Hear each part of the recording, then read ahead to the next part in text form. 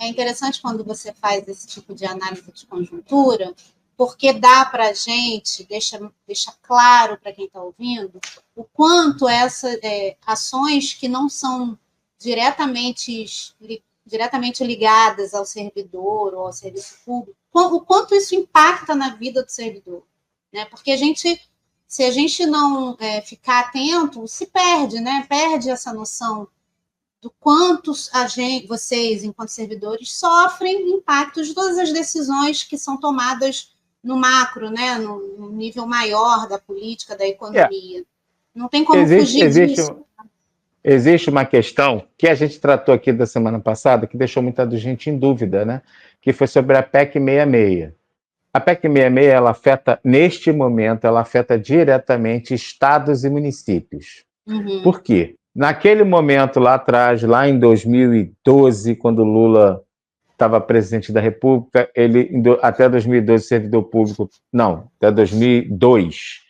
Em 2002, quando ele assumiu a presidência, a gente teve dificuldade, mas a partir de 2004, o servidor público começou a recuperar o poder de compra.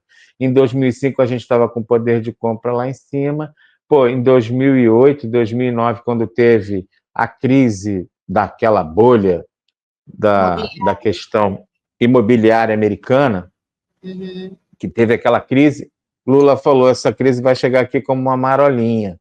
E a gente estava com muito poder de compra. Então, o servidor, para mim, naquele momento, e até ali, é porque eu me perdi, né? Antigamente não tinha WhatsApp para você gravar e nem telefone.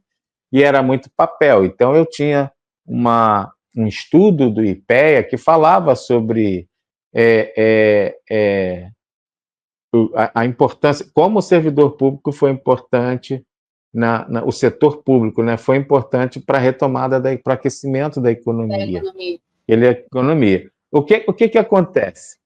Das três esferas, né, a federal, estadual e a municipal. O governo federal, mesmo o Lula concedendo reajuste e reestruturando carreiras, o governo federal sempre andou certinho, porque para os servidores públicos federais, o limite constitucional é 5% do PIB para gasto com folha de pessoal. O governo nunca chega perto de 5%. Ele raramente chega a 4,5% do PIB. Raramente. Ele chega a 4,5% do PIB com gasto de pessoal. Mas estados e municípios não tiveram o mesmo cuidado.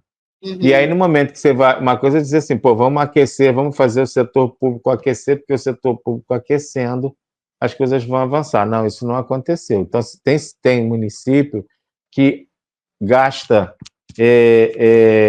bem mais do que ele arrecada com folha de pessoal. Muitos, né? Entende? E aí você tem o gasto com pessoal, você tem o regime próprio da Previdência, né? Cada município tem seu estatuto, tem a sua Constituição, né? E aí o regime próprio é algo que aliás, tem a sua Constituição, tem seu ordenamento jurídico, mas assim, a Constituição garante a questão do regime próprio da Previdência. A gente veio colocando aqui, e eu sempre falei isso aqui, quando fala sobre o servidor não concursado. A União só teve um momento do não concursado, que foi aquele momento do Collor de Mello, lá em 88, depois em 92, e não teve nunca mais. A União, ela anda certinha dentro dessas questões. É concursado, é uma coisa, não é concursado, é outra. Então, o servidor público virou estatutário lá na Constituição, e aí a Constituição ela foi discriminatória quando disse que só teria estabilidade quem tinha mais de 5 anos, e aí depois ela corrigiu isso com a 8112, e na 8112 ela levou todo mundo para o regime próprio da Previdência. E aí acabou. Estados e municípios frequentemente transformam os servidores em estatutários. Entende? Então, quando essas decisões que vieram recentes do Supremo Tribunal falando sobre não concursado, apesar do servidor público se encaixar ali naquela situação e se ver ali, na verdade, o que o Supremo está falando é para estados e municípios.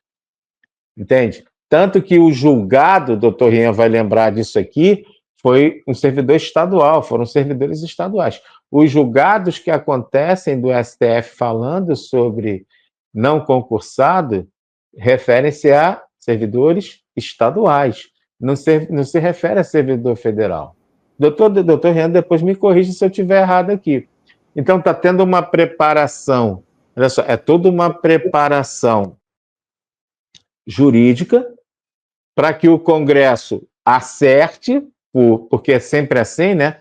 Primeiro, o Congresso, o Legislativo não, o Judiciário vai corrigindo aquilo que tem brecha, que falta lacuna, para depois o Congresso acertar. E aí é isso que está acontecendo agora com essa PEC 66. É uma tentativa de correção para estados e municípios. Minha preocupação é que isso seja utilizado no futuro por um presidente como Paulo Guedes. Entendeu? Paulo Guedes, quando foi presidente, ele ia levando a gente para o regime próprio, para o regime geral da Previdência. Fátima sinalizou isso aqui pela primeira vez em final de 2022. E a gente foi vendo... Não, final de 2019. E isso foi se arrastando. Se não tivesse mudado de presidente agora, talvez Paulo Guedes continuasse presidente, a gente estaria lascado.